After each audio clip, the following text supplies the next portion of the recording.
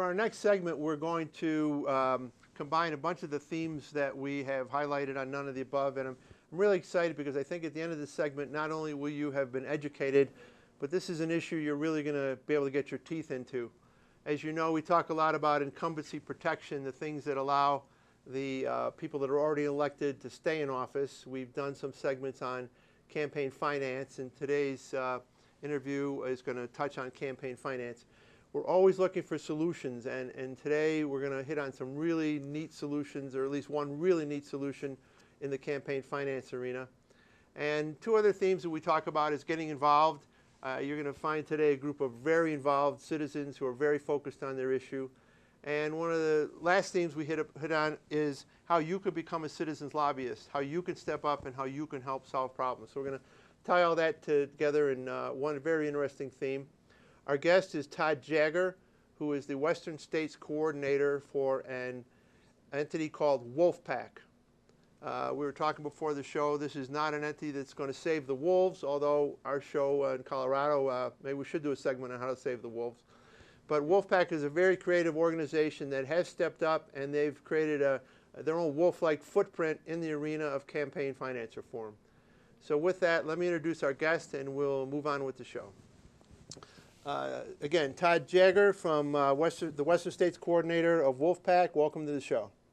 Hi, Steve. Welcome. Thank you for having me. So we have to do a bunch of introductions before we can have our first conversation. Let's do the first introduction on Todd Jagger. Where are you from, and how did you get involved in the political world? I grew up in Texas. I grew up in Austin, Texas. I make my home now out in a very small community out in far west Texas called Fort Davis. And so I go back and forth between Austin and Fort Davis. I got involved in the political arena.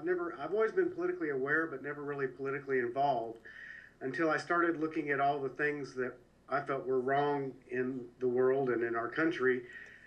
Climate change being paramount in that, and started looking at why these problems were not being solved. And it always led back to the money, the money of the people that are making the decisions that are influencing political policy and stuff like that. And so I started getting involved and interested in that. And then when PAC came along, it was just kind of a natural segue, because PAC actually has a real plan, real action that leads to real results. And so that was very appealing to me. It wasn't something that just kind of like armchair activism. And so I got very interested in that, and lo and behold, here I am. You know, you are not alone in thinking that campaign finance is probably the biggest problem that needs to be solved in our political world. I actually don't agree with you that it's the biggest problem. I have some other things on my list ahead of it. But I think most people, when they think about the world of politics, they think if we could only solve the money, we could solve a lot of the problems. So again, you're not alone on that one. Mm-hmm. So you're looking around and you find this organization called PAC. So for the next level of introduction, tell us who PAC is and how they work and your role in PAC. Okay. PAC was announced by Cenk Uygur. It's founded by Cenk Uygur of the Young Turks, TYT Network. Cenk it's the largest online news show in the world. Over 1.5 billion views at this point on YouTube, and approximately about 40 million views a month for the show. Cenk was covering politics for, I guess, upwards of 17 years, especially on the national level, and it kind of became this Rosetta Stone of again, what's keeping this problem from being solved, just name problem here, and it always came back to the money. And when 95% of the time the candidate with the most money wins an election, then we're not really having a real debate about what's going on and being able to choose our own leaders. So that's what PAC started out, and what the organization does, kind of to get into the most basic part of it, the only way that you can fix this problem, and I know that you've talked a lot about the various Supreme Court decisions, the trajectory of that, you have to go to an amendment of the Constitution. You can't just have a Supreme Court decision that overturns a previous Supreme Court decision, because that can be reversed again in the future. And so the only way that we can actually solve this problem and have free and fair elections for ourselves and future generations, most importantly, is through amending the U.S. Constitution. So let me interrupt you there for a second, Todd, because you're I can tell you have so much knowledge waiting to explode that I want to walk you through this a little more slowly, and we'll sequentially trying to get here. So you found this organization, Wolfpack. It operates like a PAC, a 501c4, correct? Yes. It's a nationwide organization, and it's a derivative of TYT, the Young Turks show, which is on YouTube, correct? That is correct. Okay. Yes, it grew out of TYT. Yes. And so we have a national television show and a national television show host who got excited about an issue, and then they formed a separate organization to deal specifically with the issue. That's Wolfpack, right? That is correct.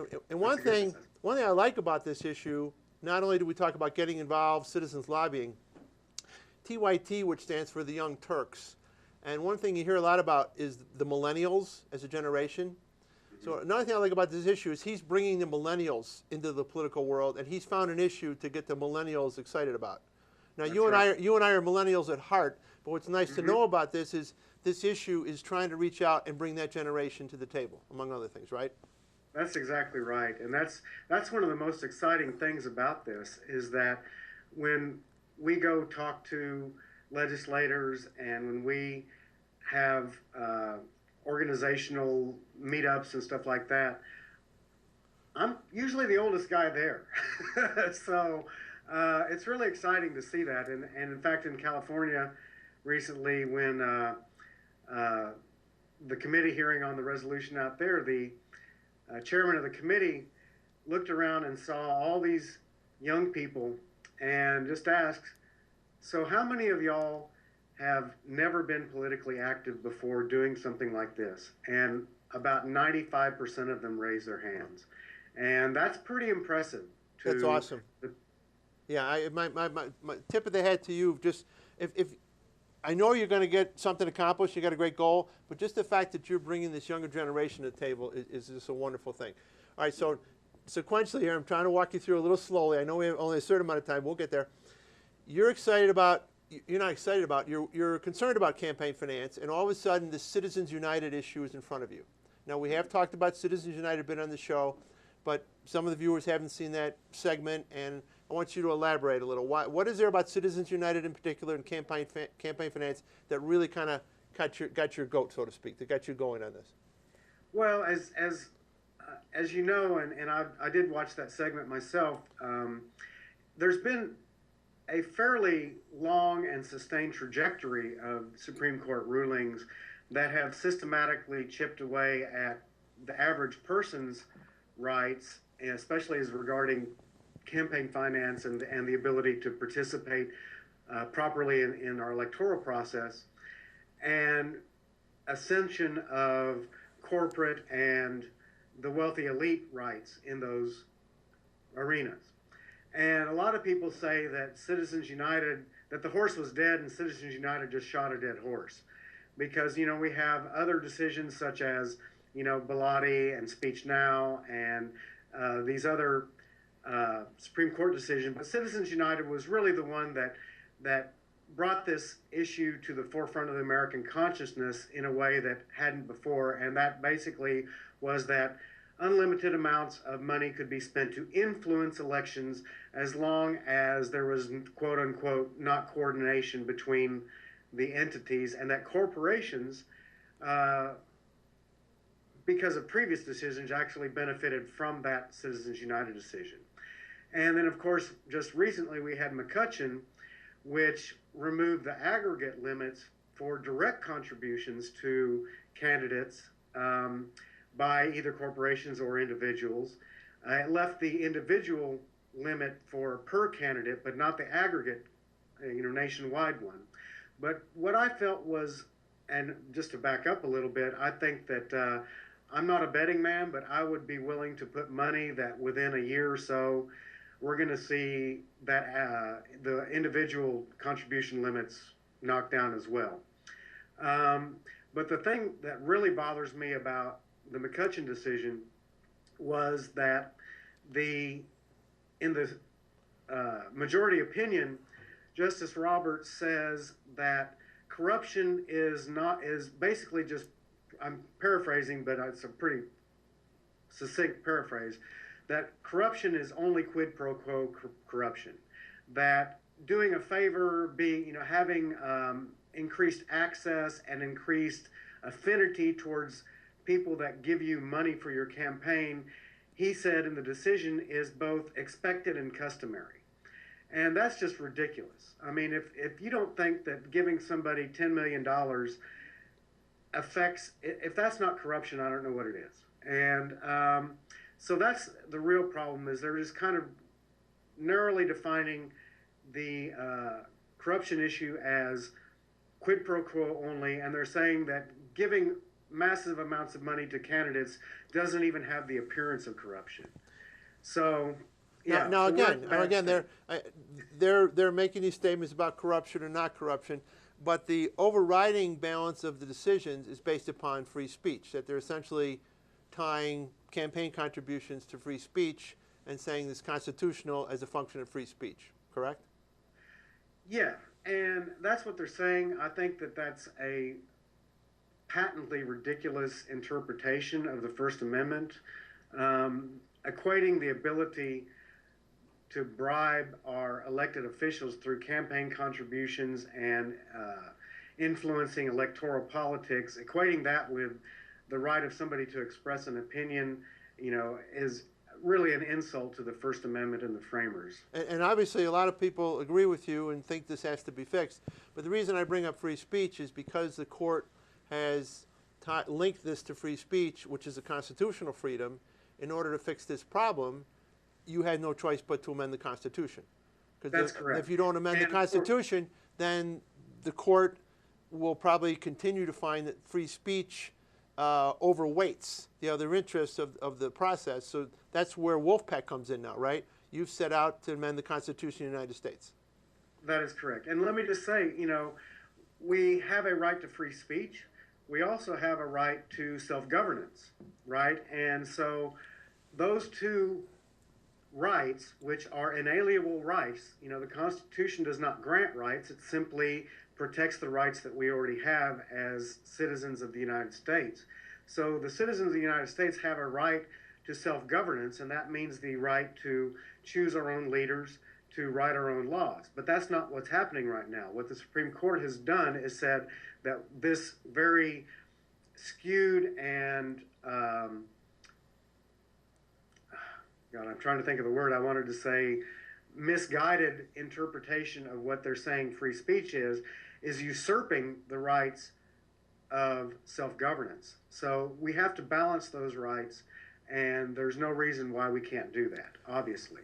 But so, at this point, I think most people that do not like Citizens United and these other cases, and particularly in the case of PAC, you've decided if for you to wait for another Supreme Court with a different mix to come along and rebalance it the way you want, that would take too long. So you want to expedite this process by amending the Constitution, and then you'll give the Supreme Court a way to decide differently at that point. Correct? Yeah, I mean, we have to amend this. We have to amend the Constitution. The plan that we have is one that directly leads to doing that. It's not hoping. We've had enough of hope, right? Right. Well, I mean, as it's been used in the political arena, and so we're taking direct action to make that happen, to make the amendment of the Constitution happen. So and obviously the amendment itself creates a framework by which Congress can implement laws that adhere to that framework of campaign finance and free and fair elections in this country. So let's do a quick civics lessons here. Okay. PAC wants to solve this very important problem. You're working to solve it. You want to amend the U.S. Constitution. There's only certain ways you can actually amend the U.S. Constitution. Let's talk about how you are going about trying to amend the U.S. Constitution, just from a process perspective. What is it Sure. that you need to achieve from process? Sure. Okay, according to Article 5 is the part of the Constitution that delineates how the Constitution itself can be amended. And It's a very short. It's basically just a few sentences, and there's two ways that you can amend the Constitution.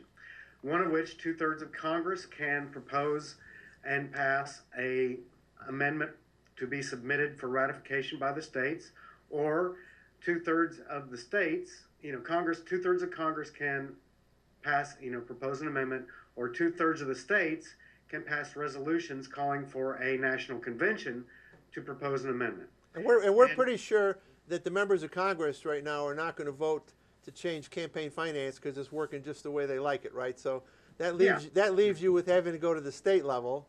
Right. And at the state level, you need 2/3 of the states' legislatures to pass a resolution to call for constitutional convention, correct? Right. And it's actually, I mean, the phrase constitutional convention is really a misnomer. It's not a constitutional convention. It's a Article 5 convention. It's an amendments convention under Article 5 of the Constitution. It's not a convention that could or rewrite the Constitution or have anything other than propose amendments on a specific issue. It's very narrow, a very narrow purpose that people are meeting. And in this case, the purpose would be to deal with all of campaign finance or just these certain decisions? Or, I mean, how broad, as narrow as it needs to be, how broad will it be within that narrow context? The way our resolution is written, it is to address the issues resulting from Citizens United and related issues. Okay. So it's specific enough to deal with these issues of big outside money spending excessively in our elections, but it's broad enough to encompass perhaps things such as corporate personhood and other issues that are ancillary to that. And I take it this same resolution would have to pass in each state. So you need 2/3 of the states. You need what, 34. 34. You need 34 states now. to pass the exact same resolution. Right, and it that's has to be substantively similar. Okay. And that's a very, very important point because a lot of people say, well, you can't limit the convention. That once the states propose these resolutions, there's nothing that says that you can have it on a single issue. Well, that's just simply patently not true, and it's based on a pretty shoddy interpretation of history and the law itself, actually, especially according to like Professor Lessig. Currently, there are over 700 passed resolutions on file calling for a convention on various topics. We've never gotten to 2/3 calling for the exact same thing. And if Congress wanted to and felt like that this was a proper interpretation, then, if you could take, 7 from issue A, 8 from column B, issue B, and then the rest from issue C and call a convention and say, okay, we're going to deal with all 3 of these issues, they could do that. But they haven't and they won't because the legal interpretation of the law says that it has to be on the same issue. And there's actually a really good Justice Department memo that talks about this, and it was written by by Ed Meese. Was that Reagan? I'm pretty sure that was Reagan. Could have been Reagan, yeah.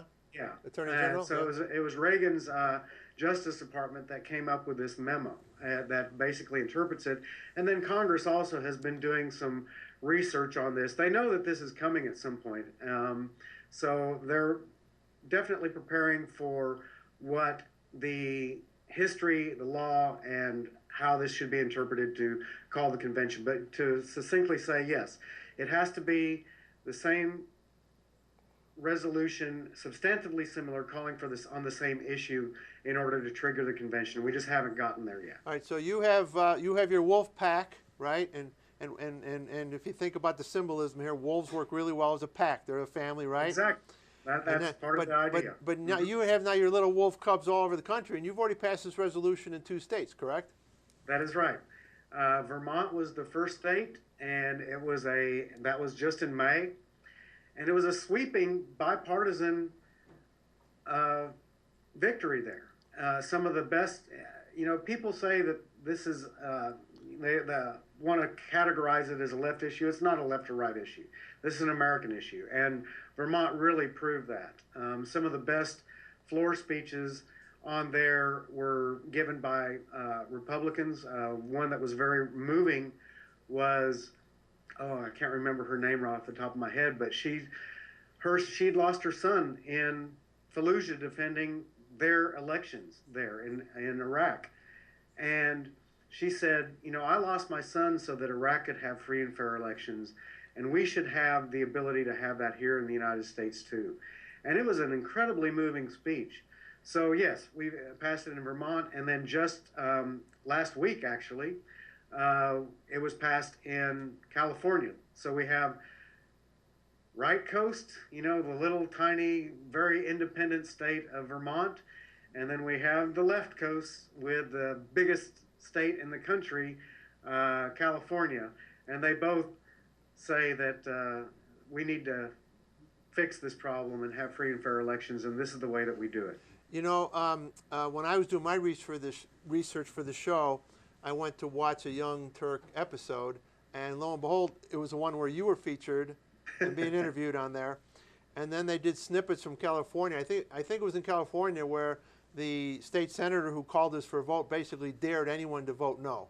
That's right. So, That's right. So it seems to me your bigger problem isn't getting people to vote for this, because once you get this in the open and there's a vote, the sitting legislators are probably going to have a hard time voting no. Seems to me your bigger problem is actually getting it introduced and called so that the leaders actually let it come for a vote. Am I correct about that, or is that not the experience today? That's actually pretty, you know, we don't have a ton of track records to see a pattern here, but certainly that is, it's important. I mean, obviously to get it through a legislature, I don't know about every state. I mean, I've worked obviously with other states, but in most states, the legislative process is designed to kill legislation as opposed to pass it, right? So you really have to hit the wall, so to speak, or the quicksand with enough momentum to get through to the other side. And a lot of that has to do with leadership. And one of the things, you know, when people ask me about this process, I think that the fact is that, you know, because we've never actually had a convention before, that there's a lot of demagoguery and a lot of misconceptions about what it is, what it can do, what it can't do, that kind of stuff. And so really, once you actually do sit down and have a reasonable conversation with a state legislator, which is amazingly easy, and, you know, they actually do care about what their constituents think. But once you can sit down and talk to them about it, almost all of them say, you know what, I agree with this. Now, they may not be, you know, they may think that there are other ways to get at the issue, but that's the whole idea of the convention, is where we can propose, where everybody can bring their ideas to the table and have an honest discussion and craft an amendment that not only fixes the problem correctly and for posterity, but also is ratifiable by 3/4 of the states. So Todd, we're going to get close to running out of time here. So oh, no. So what I want, yeah, the time flies, right? So Yeah. I assume, since most legislatures have adjourned for the year and people are gearing up for elections in November, you're going to kind of retrench right now, get organized for the next round of legislatures coming in session in the next January and February. You're going to be getting organized for all that. Mm-hmm. But you'll probably also be out there trying to get people to make commitments to take positions on this if they do get elected. You'll be doing all that. So for our audience, you got a great issue here, you got a great cause, you got a great organization. Tell our audience how anyone in any particular state can now step up, find their Wolfpack entity, right? Get involved and get excited and become citizens lobbyists and help you.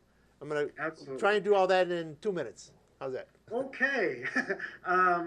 Well, the great thing about what we're doing is that we've basically broken down this process of amending the Constitution into the tiniest little building blocks that are simple and local, and that you, as a citizen, can do without a whole lot of time commitment. And so what you can do is go to wolf-pac.com, WOLF-PAC.com, and just click on your state. Click on volunteer, or you can click on your state. You can get hooked up with your state leader in your state and just basically get active. It's very simple. It's very doable. It's all about talking to your state legislator, and it doesn't matter whether they're on the left or the right. You know, as a coordinator here, I've talked to literally hundreds of citizens across the country, and this is truly the one issue that everybody agrees on, whether it's a Tea Party person in East Texas, or a Republican businessman in California, or an independent or libertarian in Vermont or New Hampshire.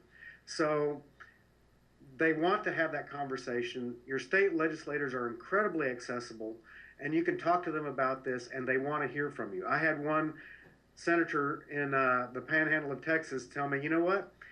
If my people don't come talk to me, I don't know what to do. So let's tell them what to do, right? And they want to do it. So that's how you get involved, wolf-pac.com. You can also send me an email. I'll be happy to visit with you. It's Todd, Todd, at wolf-pac.com. And it's simple, and we can do this. The mending the Constitution literally comes down to a few people taking some very simple actions on the state level, and I think you'll find it incredibly rewarding and empowering.